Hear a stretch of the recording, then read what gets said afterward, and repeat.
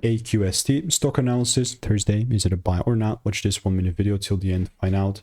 As the only guy in the space with 41,000 videos made, it's taken me 5 years, but at least I've seen, you know, what's working for me and what's not. And it's all track recorded. It's on my YouTube channel.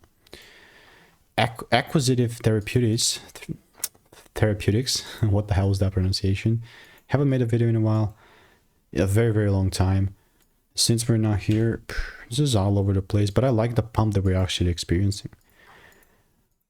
I'm not going to close myself to this, right? When I see it pumping up as such, like intraday chart, you know, lower time frame chart, I'm looking to double down and buy more if the price actually gives me the rule. So how is that going to look like?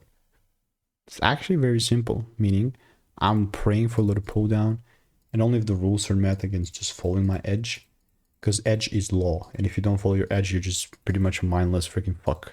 But again, it's all up to you. I'm not even trying to put my belief onto you. Like, you're going to learn in time. The time is going to pass either way. But if you do want to learn how I'm making 5-10K per month trading, click the first link in the description, get my free emails.